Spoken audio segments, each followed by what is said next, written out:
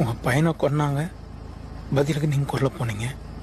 Okay, but ஆந்தேல என்னையும் அள்ளி போட்டு போனீங்க.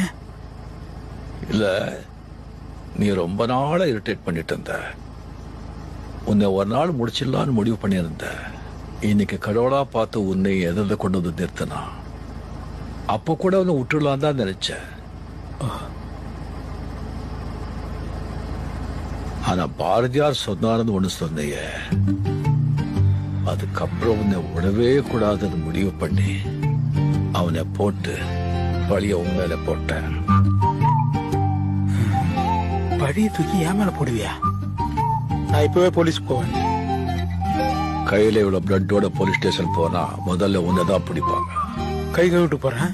நீ கையே இல்லாம போனாலும் உன்னைதான் பிடிப்பாங்க. ஏன்னா நீதானே என்ன கொலை பண்ண சொன்ன. நான் எப்ப சொன்னேன்?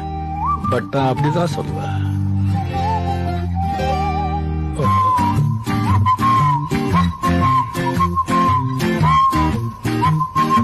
சரி, சாரி. நம்ம கிட்ட மன்னிப்பே கிடையாது, வெறும் தண்டனை தான்.